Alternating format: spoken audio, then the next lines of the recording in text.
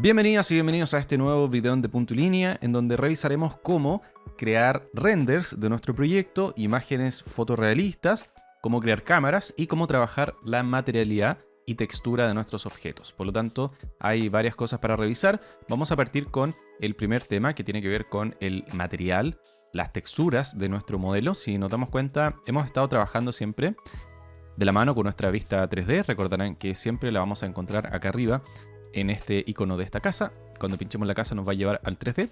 Y algo que hemos visto también en algunos de los capítulos anteriores es cómo poder visualizar esto en un modo realista. Si se fijan, actualmente lo estoy viendo simplemente como un sombreado con colores, pero no con texturas, que sería la imagen real del material. Por ejemplo, el ladrillo se ve solamente como un color. Entonces, para cambiar eso lo vamos a hacer acá abajo, a la izquierda, donde tenemos este icono que nos indica la escala de la vista, el nivel de detalle, y luego viene el Visual Style o el estilo de vista. Acá vamos a tener distintos estilos de vista. Desde Revit 2024 se nos agregó el estilo de texturas, pero siempre vamos a tener este estilo realista, independiente de la versión que estemos trabajando. ¿Qué hace el estilo visual realista? Si lo activamos, va a activar todas las texturas de los elementos. Como pueden ver ahora, me acerco al ladrillo y es una textura, es una imagen real de un ladrillo. Lo mismo pasa con el concreto, lo mismo pasa con la madera y con otros materiales que nosotros hayamos cargado. Entonces es muy importante que cuando nosotros vayamos a generar un render o una imagen realista de nuestro proyecto, hayamos trabajado correctamente esas texturas, porque obviamente las texturas son las que van a brillar en el render. Entonces, si nuestras texturas no son buenas o no las hemos escogido correctamente, el render no va a ser tan bueno también. Para cambiar materialidades, en realidad tenemos distintas formas de hacerlo. Nos vamos a ir acá a la pestaña Manage y acá vamos a tener nuestra librería de materiales, ¿ya? Acá es básicamente para entrar a los materiales y revisar qué materiales tenemos. Podemos crear materiales nuevos o editar los existentes, pero esto sería únicamente para administrar la librería de materiales que hemos tenido, ¿ya? Vamos a revisar cómo crear algunos materiales primero y luego cómo empezar a aplicarlos, ¿ok? Entonces, en esta librería de materiales, primero vamos a tener acá toda la lista de materiales que podemos ir cambiando su visualización. Por ejemplo, podemos cambiar, ver cómo se visualizan, si se ve como simplemente un texto, o si se ve como una lista, o si se ve la miniatura. Ya, eso lo pueden cambiar ustedes siempre desde acá. También podemos cambiar el tamaño de la miniatura, por ejemplo, qué tan grande es esa foto. Por lo tanto, si quieren visualizar bien el material, lo pueden dejar quizás más grande. Entonces acá nosotros vamos a tener todo el listado de los materiales que venían, ¿ok? Si ustedes no ven alguno de los materiales que yo tengo acá, no hay ningún problema, ya que muchas veces esto viene con la plantilla de proyecto que hemos tomado en la primera clase. Por lo tanto, si ustedes han tomado otra plantilla de proyecto, probablemente venga con otros materiales. Lo importante es que vamos a aprender a crearlos, así que indistinto haya sido la plantilla que hayan tomado, vamos a aprender a crear nuestros materiales desde cero, ¿ok? Para eso, vamos a buscar acá abajo este botón que aparece una esfera con un signo más de color azul. Vamos a apretar acá. Vamos a ir a crear nuevo material. Y acá hay dos cosas. Una cosa va a ser el material, como pueden ver acá en la lista. Una cosa es el material con su nombre, con su vista gráfica. Y otra cosa es su textura, ¿ya? La textura es la imagen con la cual el material se visualiza, una imagen real. Entonces vamos a crear primero el material. Crear nuevo material. Se nos crea acá en la lista un default new material.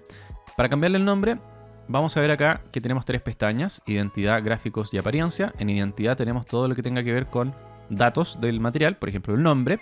En este caso, por ejemplo, yo voy a crear un material de madera. Le voy a poner acá madera, por ejemplo, fachada, en caso de que sea para ese el caso. Acá ustedes le pueden poner el nombre que ustedes quieran. Aprieto Enter y ya cambió el nombre. Pero fíjense que el icono sigue siendo una esfera de color gris, o sea, no es madera como tal. El tema es que acá nosotros podemos llenar esto de información. Si queremos ponerle una descripción, comentarios, etcétera. Manufactor, por ejemplo, si esto es un material que se puede comprar en el mercado y queremos poner acá el nombre de qué empresa lo vende, cuál es el proveedor, lo podemos ingresar acá, una URL de dónde comprarlo, etcétera. Eso es información.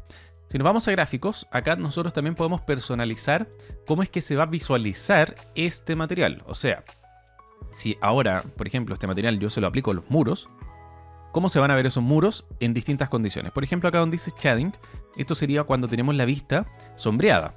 Y para esto me voy a devolver un segundo para que veamos eso. Cuando cambiamos el estilo visual, teníamos un estilo visual que se llama shaded o sombreado en español. Cuando yo pongo ese estilo visual, los objetos se ven de alguna manera. Por ejemplo, el ladrillo se ve con un color rojizo, con el dibujo del ladrillo que es simplemente un achurado, un hatch. Entonces eso es lo que nosotros podemos personalizar. También, por ejemplo, el hormigón se ve con un fondo gris y con unos iconos que parecieran ser la gravilla o la arena del material. Entonces es un poco lo que nosotros podemos ir cambiando. Si volvemos a materiales, va a estar mi material acá de fachada y eso es lo que yo puedo personalizar acá en shading. Por lo tanto, yo puedo poner un color, puedo poner una textura, puedo poner distintas cosas. Primero, el color podría ser el color que va a tener. Por ejemplo, ese color rojizo del ladrillo se puso desde acá. Yo lo voy a dejar en blanco por ahora y ya les voy a contar por qué. También podría tener una transparencia. Y acá viene también todo lo que tiene que ver con la gráfica 2D. Acá siempre pensemos en esto de graphics. Tiene que ver cuando estamos en un plano o en una vista 3D, ya sea sombreada o ya sea como línea oculta. Cuando nosotros activamos la vista realista, esto ya no sirve de nada porque lo que hace es reconocer la textura. ¿Ok? Pero sí sirve en muchos casos porque nosotros no vamos a estar trabajando todo el tiempo con el estilo visual realista. De hecho, es algo que yo no recomiendo mucho. Lo ideal es que nosotros estemos siempre trabajando en una vista más liviana. La vista realista es bastante pesada y hace que nuestro computador se ponga un poco más lento. Por lo tanto, si queremos estar trabajando, vamos a estar trabajando quizás con otro estilo visual. La vista realista yo recomiendo solamente activarla cuando queremos revisar algo. Cómo se ve la textura, cómo se visualiza, si me gusta o no, y listo. Y vuelvo al estilo sombreado o al estilo de línea oculta. Entonces, por eso es importante cómo se ve el material, pero también va a tener que ver con cómo se ve en distintas situaciones. Esto es cómo se ve sombreado. Después en Surface Pattern es cómo se ve el material desde afuera. O sea, cuando veo una cara exterior. Por lo tanto, acá nosotros también podemos agregar un patrón y un color. En Pattern, por ejemplo, acá, si esto va a ser madera, quizás yo podría elegir una textura de madera, que hay algunas acá. Vamos a poner OK. Así se va a visualizar con ese hatch. Esto es solamente el hatch. Por ejemplo, voy a poner que sea estas son como las hebras de la madera, ¿no es cierto? Voy a poner que sean unas hebras de color quizás un poco más café. Ahí. Y en background sería el fondo. O sea, yo también puedo jugar, y es lo mismo que pasa con estas texturas que tengo acá de ejemplo. Por ejemplo, el ladrillo tiene un color, pero el fondo es otro. El fondo es el rojizo, el ladrillo tiene un color como gris. Entonces, acá en el mismo ejemplo, la madera tiene este color café, pero quizás va a tener un fondo. Y si en fondo yo pongo sólido, voy a poder poner un color sólido. Entonces podría ser quizás un café, pero más clarito, por ejemplo, ahí. Entonces mi textura sería la suma de estas dos, el fondo de este color café claro y por encima estas hebras con textura de un café más oscuro. Y lo mismo podemos hacer con el cut pattern, que sería el patrón de corte. Esto es cuando yo veo el elemento por dentro. O sea, por ejemplo, podemos crear una caja de sección y cortar el elemento, o cuando estoy en un corte propiamente tal, como un dibujo, un corte de un dibujo. Si fuese así, yo veo el material de una manera por fuera, pero quizá lo veo de otra manera por dentro. Y eso también lo podemos configurar acá. Yo le voy a poner quizá un color solamente sólido. No quiero que tenga un hatch. Entonces así se va a ver cuando está cortado y así se va a ver cuando lo veo desde afuera. Si le pongo a aplicar, mi material ya va a tener esas condiciones. ¿Ok? Ahora, otra cosa es la apariencia. Y eso es lo que comentaba recién. Así se va a ver cuando estoy en un plano 2D o cuando estoy en una vista 3D no realista. Y así se va a ver cuando estoy en una vista 3D realista. Entonces, ¿cómo hago para cargar una textura acá? Yo les voy a mostrar que Revit trae un Asset Browser, una librería de activos de texturas que son de bastante buena calidad y son bastante variadas. Entonces, para eso voy a ir acá a este botón que está justo al lado del botón para crear material. Tenemos este botón que dice Asset Browser. Vamos a pinchar ahí. Y este Asset Browser es nada más que una librería de texturas. O sea, el software, además de venir con una librería de materiales como tal, viene también con una librería que son simplemente texturas, son imágenes. Por lo tanto, acá vamos a tener una serie de carpetas, acá a la izquierda. Yo les recomiendo ir directo a la Appearance Library, porque acá depende el idioma de instalación de nuestros paquetes. Si nos vamos a Appearance Library van a aparecer simplemente todas. Siempre podemos buscar también si queremos un material en específico, pero acá en este Appearance Library lo vamos a encontrar agrupado por categoría. Entonces, por ejemplo, tenemos de cielos, distintos tipos de textura para un cielo, cerámicas, distintos tipos de cerámicas, terminaciones, ¿ya? Metal, distintas cosas para cubiertas. Yo quiero madera. Entonces acá tengo wood, tengo distintos tipos de madera. Acá también, igual que la librería, nosotros podemos cambiar acá arriba a la derecha el tamaño de la miniatura, si queremos verlo de manera más amplia, o lo podemos dejar como estaba, ¿sí? Ahora, ¿cómo llevo una textura que me guste al material? Van a ver que cuando me acerco, simplemente no estoy haciendo clic, me acerco al elemento, va a aparecer acá un botón con dos flechas. Si yo pincho ese botón, esa textura se va a aplicar a mi material y pueden ver que el material ya no es un material gris, sino que ahora se va a ver de esa manera. Ahora la idea también es buscar un material que nos guste, en este caso que represente lo que nosotros necesitemos. Por ejemplo, quizás hay otro que me gustó más, voy a poner ese para mi madera fachada, lo voy a cerrar y pueden ver que ahora ya está configurado el material. Voy a poner aplicar, voy a poner OK.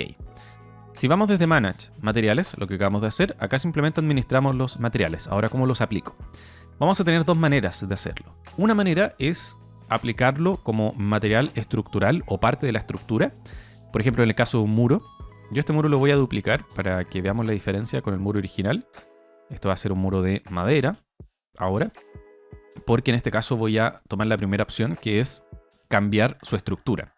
La otra opción es cambiar simplemente y agregarlo como una capa de pintura. O sea, este muro podría seguir siendo de albañilería, pero yo simplemente pintar su cara exterior con este material de madera, que en realidad pintar es la manera de decirlo a través del software, obviamente. Después, en la vida real podría ser un enchapado o podría ser una terminación exterior. ¿Sí? Lo importante es reconocer que o lo aplico a la estructura del elemento o lo pinto. ¿Ok? Si lo aplico a la estructura del elemento, por eso es que yo entré acá a editar el tipo de elemento, en este caso un muro.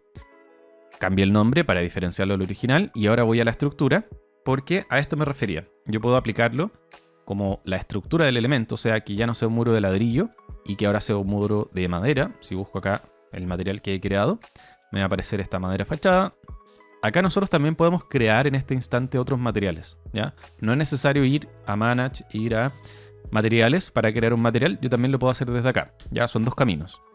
Ahora lo selecciono, OK. Lo cambié de material. Pueden ver que ahora aparece otro nombre. OK y OK. Y van a ver que ahora cambio el material. Y pueden ver que como estoy en una vista sombreada, se visualiza el achurado y el color que yo definí en la vista shading. O sea, así es como yo defino cómo quiero que se vea cuando estoy en una vista sombreada o en una vista 2D. Pero nosotros aplicamos también una textura. Por lo tanto, si ahora cambio el estilo visual a realista, van a ver que ahora no se ve el achurado, sino que se ve la textura que yo he cargado. Y ahí es donde nosotros podemos después empezar a trabajar eso de tal manera que yo podría decir, bueno, a lo mejor no me gustó esta textura, me gustó otra, entonces podríamos ir a materiales y volver a el Asset Browser y buscar otro material, ¿ya? Yo lo voy a dejar así como está, tal cual, y les voy a mostrar la otra manera. Si nos vamos acá arriba a modificar, vamos a tener acá una opción que se llama Paint. Esta opción Paint lo que hace es justamente lo que decía antes, es pintar básicamente, ya sea un elemento o parte de, como se muestra en el ejemplo, que también vamos a ver cómo pintar una parte de un objeto, para aplicarle otro material encima, ¿ya? La primera opción es aplicarlo en la cara completa. Por ejemplo, acá selecciono el material, pincho la cara y se pintó la cara completa. Pero esto no indica, si salimos de acá, no indica que este muro ahora sea de madera. Sigue siendo un muro de albañilería y su material sigue siendo ladrillo. Por eso antes hacía la diferencia.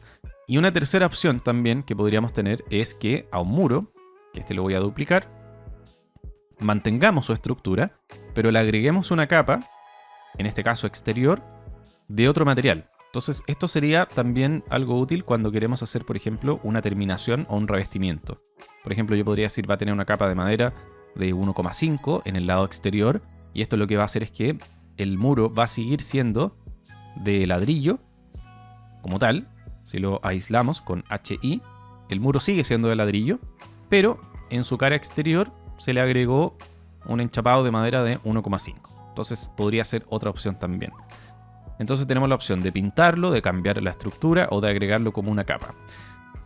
La otra opción de la pintura es que nosotros también podamos pintar una parte del elemento y no la cara completa. Para hacer eso, acá en la misma pestaña de modificar vamos a tener esta opción de Split Face, que vendría siendo dividir una cara. Dividir cara nos sirve para dividir justamente una parte de un objeto. Por ejemplo, si selecciono la cara del muro, verán que se resalta cuando me acerco a sus límites, se resalta.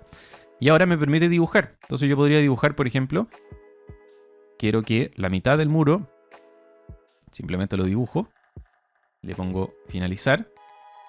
Perdón, cometí un error. El error es que este split face no puede ser en las caras exteriores. Por ejemplo, voy a hacer algo más simple aún. Voy a dibujar un rectángulo por dentro. A lo que me refiero es que no puede estar tocando esta línea, la línea exterior. A eso yo. Finalizo.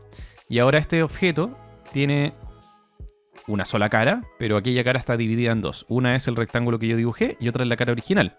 Entonces, si ahora voy a pintar nuevamente, selecciono la textura y si pinto, puedo elegir una o la otra cara. Por ejemplo, si pinto la cara de afuera, esta se va a mantener como ladrillo, o al revés, control Z, puedo pintar la cara interior y se va a mantener como un único objeto. Eso es lo interesante de esta herramienta Split Face.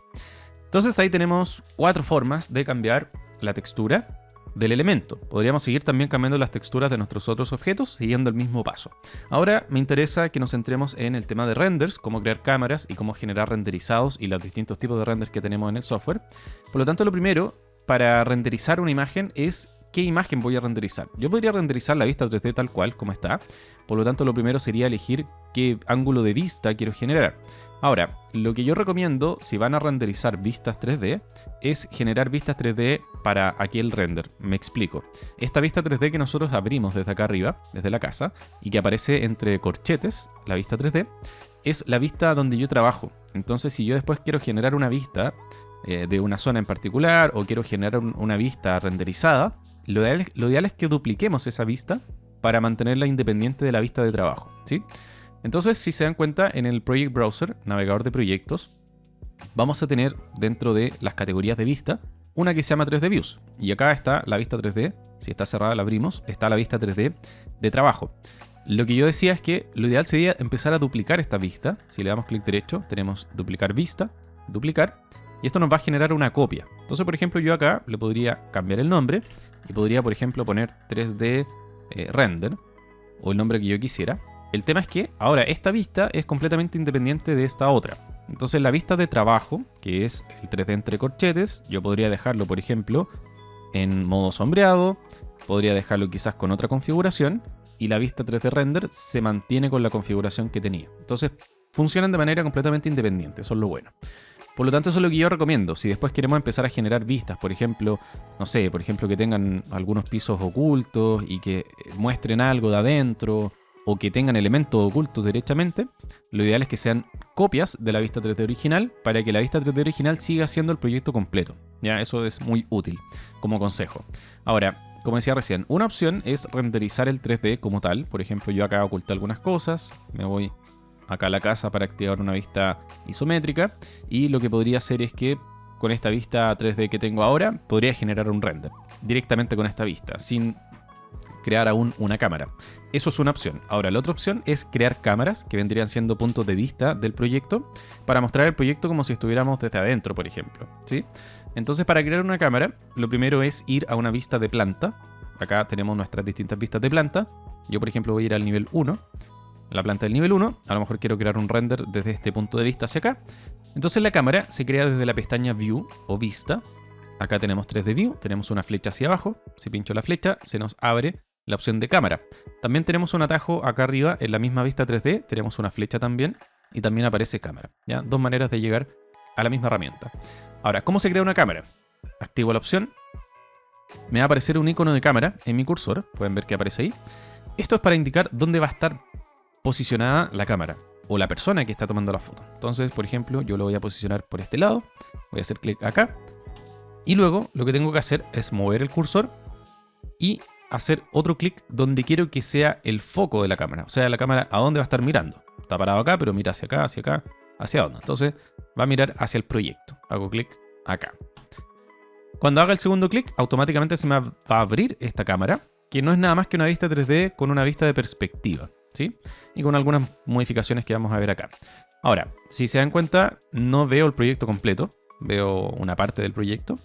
Para poder modificar eso, nos va a aparecer acá un rectángulo exterior, que si lo selecciona, lo vamos a reconocer como el recorte de vista, que de hecho se configura acá abajo, se llama Crop View, que nosotros podemos prender o apagarlo, el rectángulo, o más bien seleccionarlo y agrandarlo. Fíjense que me aparecen acá unos círculos que podrían ser para agrandar esto. Entonces, si quiero ver el edificio completo, simplemente me alejo, selecciono el rectángulo y agrando esto, para definir qué tanto quiero ver. Pueden ver que ahí ya se ve gran parte de mi edificio. Podríamos dejarlo por ahí. Y ahora, si se dan cuenta, también esta vista podría tener un estilo visual. O sea, cada una de las vistas tiene un estilo visual propio. Si esta es realista o sombreado y esta tiene otro estilo visual, da igual. Cada uno funciona de manera independiente. Por lo tanto, yo podría ahora activar también el modo realista acá. Y acá podría corroborar el tema de las materialidades, si me gustan o no. Pero esto todavía no es un render. No es nada más que una foto o una vista 3D con estilo visual realista. Para que sea un render, aún le falta un paso. Entonces, como decía recién, tenemos distintas maneras de crear la cámara. Voy a volver acá a la planta. Si quiero crear ahora una cámara interior, por ejemplo, lo mismo. Me voy a vista, 3D View, cámara, y posiciono mi personaje y el foco. Y lo mismo. Acá podría agrandar mi vista. Y si la quiero posicionar como realista, también lo voy a poder ver de esa manera. Ahora, la cámara también tiene una configuración. Por una parte, la posición. Alguien podría decir ahora, bueno, a lo mejor quiero que esta cámara esté más cerca, o esté más a la izquierda o más a la derecha. Si quiero modificar la posición de la cámara, que fue lo primero que yo definí, tengo que volver a la planta. Vuelvo a la planta. Y ahora, ojo, porque estas cámaras van a crearse como vistas 3D. ¿Sí? Por lo tanto, también van a caer acá en el Project Browser en 3D Views. Se nos van a empezar a crear estas vistas 3D. 3D View 1, 3D View 2. Esas son las dos cámaras que yo he creado. ¿Ok? Entonces, para modificar la posición de la cámara primero, me voy a la planta, busco cuál es la cámara que yo quería modificar y le doy clic derecho y va a haber una opción que dice Show Camera, mostrar cámara. Si pincho ahí, me va a volver a aparecer la cámara como cuando la creé. Ya, esto no está visible siempre, tengo que yo ir a la cámara y ponerle mostrar cámara. Entonces yo ahora podría mover la cámara, mover el foco, volver a la vista y me va a mostrar la nueva vista que acabo de generar. ¿Ya? Entonces nosotros podemos, una vez ya creada la cámara, alterar la posición de la cámara sin problema. Otra cosa que podemos hacer también es cambiar la altura tanto del objetivo, el target, y la altura del espectador. Esto lo hacemos desde las propiedades de la cámara. Ya tenemos que estar en la cámara, propiedades, y acá tenemos distintas opciones. La opción que me interesa está acá en cámara. Dice A-Elevation, que vendría siendo la altura del espectador. O sea, ¿a qué altura está puesta esta cámara? Está puesta a 175 centímetros, que sería 1,75 m. Es una altura promedio. Pero nosotros podemos empezar a cambiar esto. Quizás podríamos decir, bueno, pero yo quiero ver el proyecto más desde arriba. Entonces, si acá cambio, por ejemplo, le pongo 500, que serían 5 metros, va a cambiar también la manera en la que veo el proyecto. Quizás estoy desde un dron o estoy subido en algo, ¿ya? O al revés, ¿qué pasa si me agacho? ¿Qué pasa si quiero tomar la imagen desde abajo? Por ejemplo, mientras más abajo lo tome, va a cambiar la manera en que veo el proyecto también, ¿ok? Lo mismo pasa con el Target Elevation. El Target Elevation es a qué altura yo miro, o sea, a qué altura yo estoy viendo. Quizás yo estoy agachado o estoy desde abajo y estoy viendo hacia arriba, estoy viendo al último piso, por ejemplo. Entonces acá, también, si yo cambio esto, le voy a poner 1000, que serían 10 metros. También va a cambiar cómo es que veo esto. Entonces esto sería como si yo estoy agachado o acostado en el piso y estoy mirando hacia arriba. Fíjense que cambia mucho la imagen cuando estamos viendo hacia arriba a que cuando estamos viendo de manera más recta. También una recomendación sería mantener una misma altura y un mismo target, que ahí la imagen no se distorsiona tanto, ¿sí? Entonces podríamos tener algo más de esta manera. Pueden ver que cuando cambia uno de los dos, ya la imagen se empieza un poco a distorsionar. Bueno, va a depender del objetivo que ustedes quieran lograr. Si pongo ambos en 0, se ve de esta manera. ¿Sí? Yo voy a dejar ambos en 50, solamente de ejemplo. Ahí ustedes verán cuál quieren tomar. Y eso ya es para definir mi cámara. Ya tengo el ángulo, ya tengo la posición, ya tengo la altura. Lo que me queda es renderizar. Ahora, como hemos visto antes, yo tengo mi 3D para renderizar y tengo una cámara interior y una cámara exterior. Por lo tanto, vamos a ver los tres casos. Voy a partir con la cámara exterior. Para crear un render en Revit, de partida tenemos dos maneras de hacerlo en el software. Una es renderizar de manera local, que está en la pestaña View. Aparece acá render con un icono de una tetera, ¿bien? O con el comando RR. Y la segunda manera es mediante la nube, este Cloud Rendering. Este Cloud Rendering es un servicio que se entrega por Autodesk y que lo que hace es que nosotros podamos renderizar en la nube sin tener que usar los recursos de nuestro computador. Cuando nosotros renderizamos de manera local, entiéndase con nuestra máquina, lo que hace el computador es que con la memoria RAM y la tarjeta de video renderiza la imagen. Por lo tanto, eso hace que prácticamente queden inutilizables durante el proceso renderizado. ¿Sí? Significa que si yo renderizo de manera local, pincho el botón renderizar, es un proceso que no puedo hacer ninguna otra tarea mientras ese proceso se ejecuta, ¿ya? Y si hacemos un render con buena calidad, la duración puede ser de varios minutos, puede ser 30 minutos fácilmente, 10 minutos, depende de la calidad de la imagen, la exportación, toda la configuración que hagamos va a depender cuánto tiempo se va a demorar, ¿sí? Ahora, para que no se asusten con esto, un renderizado en calidad media y con una configuración bien normal, bien tradicional, puede tomar menos de un minuto, ¿ya? Así que también va a depender del resultado que queramos obtener. Si queremos hacer un render profesional, con una calidad altísima, bueno, ahí ya va a tomar más tiempo. La diferencia entonces es que el render local se renderiza con nuestra máquina y el render en la nube se ejecuta y se renderiza en los servidores de Autodesk. Lo que hace es que se envía el render de manera virtual a un computador virtual de Autodesk y eso hace que mientras se renderiza yo puedo seguir trabajando, ¿sí? Ese es el beneficio que tiene. Vamos a explorar ambas opciones. Y la tercera opción es ya usar un software de renderizado. En el caso de Revit ya viene desde hace 3 versiones la opción de usar Twinmotion. Si alguno de ustedes no conoce Twinmotion, yo les voy a dejar el link al curso que tenemos de Twinmotion, que también es un curso paso a paso gratuito que está en nuestro canal, que les va a enseñar más de este software. Pero esto ya es un software profesional de renderizado. Se van a dar cuenta que de las 3 opciones que yo acabo de comentar, esta es la mejor por lejos, ¿sí? Pero como estamos en el curso de Revit inicial, vamos a ver las opciones que nos entrega las primeras 2. Voy a ir a render entonces acá, pincho acá. Y acá tenemos este panel de rendering. Este es el que se abre con el comando RR también. Y acá lo primero es tener claro que se va a renderizar la vista que tengamos abierta. Por lo tanto, si tengo abierta la cámara, es la vista que voy a renderizar. Acá en calidad tenemos la opción de elegir la calidad del render, ¿ok? Draft en español es borrador, ¿sí? Borrador sería un render simplemente de prueba, que es lo que yo recomiendo la primera vez. Si ustedes van a renderizar por primera vez su proyecto, les recomiendo que sea un render de prueba. ¿Por qué?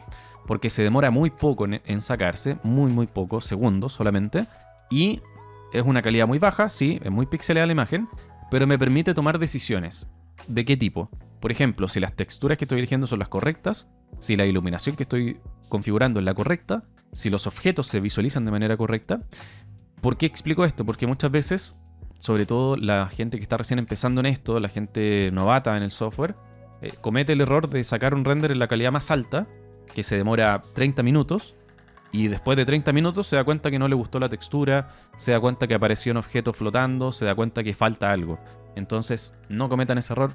Consejo de una persona con experiencia, que también lo hizo, poder decirles que o elijan Draft o Medium. Medium también saca bastante rápido, no es nada del otro mundo, así que podríamos tomar esas 2 para partir. Después, cuando ya estén seguras de que es la imagen correcta, de que la cámara está bien, de las texturas, de los objetos, todo, ningún problema poder sacar un render de mayor calidad, ¿sí? Yo lo voy a dejar en Draft. Y también tenemos la opción de que sea la resolución de la pantalla, que es el tamaño básicamente que tiene esta imagen. Tendrá una resolución de píxeles acá. O de sacarlo con una imagen, de hecho acá aparece 700 por 600 píxeles, que es el tamaño del rectángulo. O sacarlo con una resolución para impresión, que es mucho más alto y tiene mucha más calidad. Y acá aparece el concepto de puntos por pulgada, DPI. Estos DPI son exactamente cuántos puntos tiene la imagen por pulgada. Entonces, a mayor cantidad de DPI, más calidad tiene la imagen, mayor resolución, ¿sí? También, si después queremos hacer algo más pro, sin duda, una imagen de buena calidad tiene que tener por lo menos 150 o 300 puntos por pulgada. Lo vamos a dejar como estaba, por screen. Luego, iluminación. El esquema de iluminación va a ser cómo se va a iluminar tanto artificial como naturalmente el proyecto. Vamos a tener la opción de exterior. Estos son para ejecutar render de exterior en este caso. Por ejemplo, está la opción de solo el sol. Eso sería que cualquier luz artificial que hayamos insertado en el proyecto no se va a prender. Va a usar solo la luz natural. Tenemos la opción de sol y artificial. Eso usaría ambas luces. Si yo cargué luces, que es algo que no hemos hecho aún, yo puedo cargar luces artificiales, que son objetos, familias, como lo hemos hecho antes, de luces. Y esas luces obviamente tienen una iluminación. Por lo tanto, si activo sol y artificial, voy a tener la luz del sol y voy a tener la luz artificial. Si le pongo solo artificial, es un render nocturno, en donde solamente voy a tener la luz artificial que he insertado. Lo mismo pasa con render de interior. Las mismas 3 opciones. Voy a dejar la primera, solo el sol. Background sería para definir el fondo. Tenemos un fondo de cielo, sky, son 5 opciones de cielo. Es sin nubes, con muy pocas nubes, nuboso y muy nuboso. Va a depender cuántas nubes hay atrás, ¿ya? Y le voy a dejar la que venía. También podemos poner un color, que sería un color parejo, digamos, un color plano, que sería el fondo de ese color, sin ningún matiz. Y tenemos imagen y transparencia. Imagen serviría para nosotros cargar una imagen. Supongamos que tenemos la imagen real del fondo, podríamos cargarla acá. O transparente sería para que el fondo fuese una imagen recortada. O sea, si yo después este render me lo quisiera llevar a un software de edición de fotos como Photoshop o Illustrator, yo podría generar el render transparente y al llevarlo a Photoshop, esta imagen no tendría fondo. O sea, yo al poner una foto atrás, esta imagen vendría recortada, ¿sí? Sirve para algunos casos cuando queremos hacer un post-proceso. Y voy a dejar el de pocas nubes. Y los ajustes de exposición los podemos configurar tanto antes o después. Yo recomiendo configurarlos después. Tienen que ver cómo podemos cambiar la iluminación, el contraste, el brillo, entre otras cosas. Si estamos listos con toda la configuración, vamos a ir a Render. Y este es el proceso donde, como decía antes, de manera local, genera un renderizado a través de nuestra computadora. Pinchamos Render. Se va a demorar un poco. No se asusten si el software lanza una pantalla blanca por un segundo. Es como si se fuese a cerrar. Ya, no hay ningún problema. Vieron que el progreso fue de segundos. No está editado ni cortado el video. Muy rápido el render en calidad borrador. Y esta es la calidad. Si se fijan, yo me puedo acercar o alejar la imagen y es una calidad muy baja, muy pixeleada la imagen, pero me sirve, como decía antes, para tomar decisiones de iluminación, del fondo, si me gustan las texturas, etc. Ahora, muy importante, cuando ustedes generan un render de manera local con la opción que estamos explorando, si cierran esta ventana, la imagen se borra, ¿ok? La imagen que yo estoy viendo acá es solamente una vista previa. Si yo cierro la ventana, pierdo el render. Si hice un render de calidad alta y me demoré 1 hora en hacerlo y cierro la ventana, pierdo ese trabajo. Por eso es importante comentarlo. Entonces, antes de cerrar esta ventana, tenemos varias opciones. Una opción es hacer los ajustes de exposición que les comenté. Esto es hacer un post-proceso a la imagen. Pueden ver que el render es un poco oscuro, el cielo es muy apagado, la iluminación quizás no es la correcta, entonces yo puedo hacer ajustes acá. Y tenemos la opción de guardar al proyecto. Esto lo que hace es guardar esto como foto en otra categoría acá, para los renders, ¿sí? Esto es lo que yo tengo que hacer si no quiero perder esta imagen. Y la opción de exportar es guardarla en mi computador, ¿sí? Si yo le doy a exportar y la guardo en mi computador, me queda como una imagen local. Y así la podría llevar a Photoshop o a otros software. ¿Ok? Entonces, antes de guardarla voy a hacer los ajustes de exposición para que vean qué podemos cambiar. Vamos a tener distintos controles acá. Primero, el valor de exposición. Estos son controles para llevarlos desde un lado a otro, por lo tanto siempre van a haber dos extremos. Acá en la exposición tengo más claro, Brighter, o más oscuro, Darker. Entonces si lo llevo más a la derecha y aprieto aplicar, la imagen va a ser cada vez más oscura, ¿sí? Al contrario, si la llevo más a la izquierda, la imagen va a ser más clara, pero los extremos, como siempre dicen, nunca son buenos, porque acá, si lo llevo siempre, va a ser el brillo absoluto. Entonces acá es donde hay que empezar a controlar esto y hay que empezar a probar. Yo digo probar porque es cambiar un poco, aplicar, ver si me gusta, cambiar un poco, aplicar. Pueden ver que ahora la imagen se ve mucho más clara, se ve mucho más viva. En Highlights serían los reflejos, o sea, si por ejemplo le puse mucho brillo, hay elementos que, como los vidrios o los colores claros, se saturan, se explotan. Entonces los highlights, si los pongo más oscuros, se visualizan de mejor manera. Por ejemplo, ahí le subí el brillo, pero le bajé el efecto de rebote en los colores claros y también se entiende de mejor manera. Las sombras, lo mismo. Si queremos que las sombras sean más oscuras o más claras, también puede ayudar. Pueden ver que ahí las sombras se entienden. Acá se veían muy, muy claras. Podemos jugar con eso. Saturación tiene que ver con la intensidad de los colores. Gray sería lo menos intenso. Intenso sería más intenso. Los colores. Si pongo aplicar, pueden ver que ahora el cielo se ve de un celeste muy intenso. Y si voy acá, ya es un color demasiado saturado. Entonces ahí también hay que jugar con eso. ¿Qué tan intenso queremos que sea la imagen? Si hacemos la comparación con la imagen original, no hay punto de comparación. Entonces ahí tiene que ver con estos cambios que hemos ido haciendo. Entonces voy a tratar de dejar como estaba recién. Por ahí, entonces pueden ver que la imagen es mucho más colorida, mucho más viva que el original. Y white point tiene que ver con la temperatura de la imagen.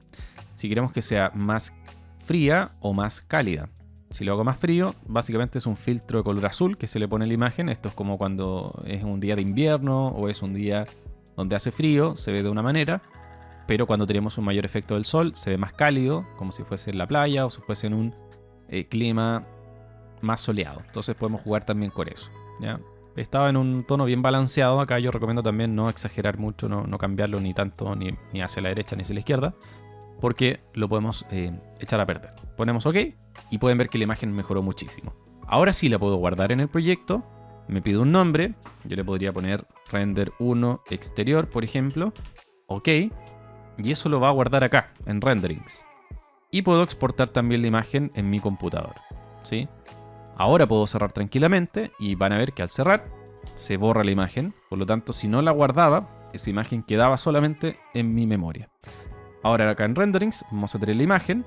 Lo bueno de esto es que al guardar la imagen acá, después si yo quiero esta imagen llevarla a una lámina, que es lo que vamos a ver en la próxima clase, la llevo desde acá. No tengo que insertarla desde afuera, como imagen por ejemplo, sino que directamente esta vista la arrastro a una lámina y tengo un render dentro de mi lámina, ¿sí? Así que eso es un poco lo que vamos a ver.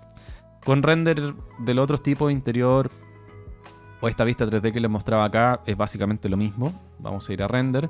En este caso es una vista 3D, no es una cámara, pero la configuración es exactamente la misma. Si le doy render, se va a renderizar lo que tengo actualmente en la pantalla. Entonces va a ser directamente lo mismo que estoy viendo acá, pero renderizado con sus texturas y con todo. Acá un render rápido, pueden ver lo mismo. Hice la misma configuración de recién. Pueden ver que a veces se demora un poco más, a veces se demora un poco menos. En este caso son más objetos, ¿sí?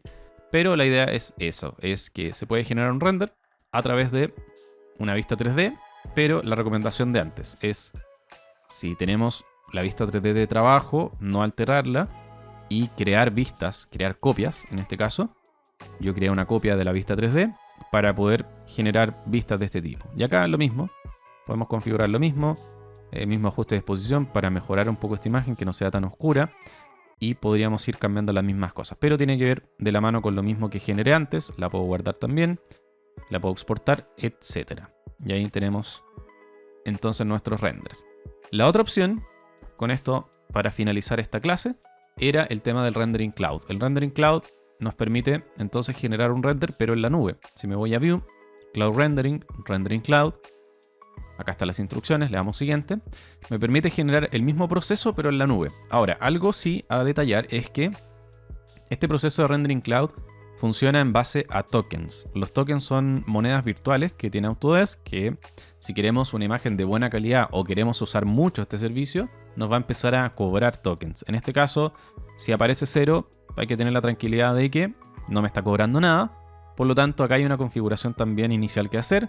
La vista, y esto también es interesante, yo puedo renderizar más de un render a la vez. O sea, por ejemplo, acá puse 3 cámaras, 3 renders, y los podría renderizar 3 al mismo tiempo. Eso es algo que no puedo hacer de manera local. En este caso no me está cobrando nada aún, por lo tanto, con la configuración actual, puedo renderizar al menos 3 vistas. Podríamos probar cuántas nos deja.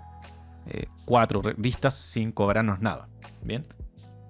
Yo voy a simplemente tomar una por ahora. El tipo de salida, si es una imagen estática o también es una imagen de panorama. Podemos hacer render en 360 con esta opción también sin cobrarnos nada, ya que nos genera un panorama 360. La calidad de la imagen, que acá donde sí empieza el tema de los tokens. Si le pongo final, probablemente me cobre algo, en este caso no. Y el tamaño de la imagen también va a ir de la mano con lo mismo. Esto es la resolución de la foto. Mientras más resolución, mejor calidad. Entonces si pongo la calidad máxima, acá ya sí me está cobrando 5 tokens que no tengo. Por lo tanto, si quiero hacerlo de manera gratuita, vamos a ver que con una imagen de 2.25 megapíxeles se puede hacer bien. Le doy Start Rendering y acá está la gracia de este Rendering Cloud. Que fíjense que una vez que empieza el proceso me dice, puedes seguir trabajando. Y yo podría seguir trabajando acá, seguir agregando cosas. o seguir usando mi computador para cualquier otra cosa, y el renderizado en la nube se está ejecutando. Van a ver que acá donde tenemos nuestro nombre de usuario aparece Render Progress, donde se nos va a abrir una página web que nos va a llevar al servicio renderizado en la nube. Por lo tanto, tenemos que iniciar sesión con nuestro usuario de Autodesk, con el mismo usuario que estamos usando Revit, obviamente. Y al vincular ambas cuentas, nos va a llevar al Autodesk Rendering, que es una página. Como pueden ver, acá nos aparecen los distintos renders. Acá está el render que estoy ejecutando, que va a aparecer que se va a demorar. Acá, de hecho, está listo casi. Y bueno, beneficios del Cloud Rendering, por una parte, es que podemos hacer una buena parte de render de manera gratuita, que eso es bueno. La otra parte, que creo que es la más importante, es la posibilidad de renderizar sin usar los recursos de nuestro computador, que también es bueno, sobre todo para aquellas personas que a lo mejor no tienen un gran computador. Y lo tercero es que se demora bastante poco y la calidad es mejor que el render local, ¿sí? Pueden hacer una comparación. Este es el render sin ninguna configuración, sin ningún ajuste de exposición, sin nada. Y es muy distinto y se ve mucho mejor que el render original que yo lancé desde Revit, que lo pude salvar un poco con la modificación de ajustes de exposición. En este caso, nada de eso. Directamente es una imagen de mejor calidad y que se lanzó prácticamente en el mismo tiempo, ¿sí? Así que de esa manera podemos trabajar nuestro Cloud Rendering. Acá también nosotros vamos a poder descargar esta imagen una vez que finalice el proceso. Lo bueno de esto es que no hay que esperar, o sea, yo a esta página puedo acceder cuando yo quiera. Puedo lanzar el renderizado desde Revit y volver a buscarla después de un rato, o sea, no tengo que estar con esto abierto, ¿sí? El tema es que ya después, nosotros una vez que finalicemos, la vamos a poder descargar y también la vamos a poder compartir. ¿Sí? Yo puedo compartir esto en una galería pública que tiene Autodesk si quiero que mis proyectos se vean en esa galería, y también tengo la posibilidad de descargar. Tengo la posibilidad de descargar con fondo transparente también, lo que nos permitía el render local, o como imagen directamente. Si lo descargo como imagen, va a quedar como una foto local en mi computador. Y eso hace que la puedo volver a insertar a Revit si quiero insertarla en una lámina, o la puedo llevar a otras plataformas. Lo último era mostrarles qué pasaba si hacíamos un render panorámico.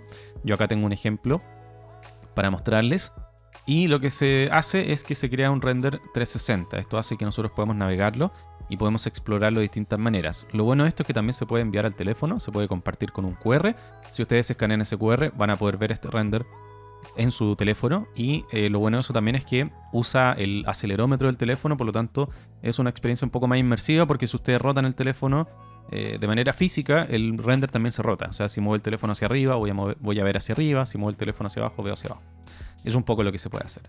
Así que de esa manera terminamos nuestra clase de renders. Espero que les sirva, que les guste. Déjenos como siempre sus comentarios, suscríbanse si quieren ver más contenido, y nos veremos en la próxima clase, donde revisaremos cómo poder trabajar láminas en nuestro proyecto. Así que nos vemos, que estén muy bien y hasta la próxima.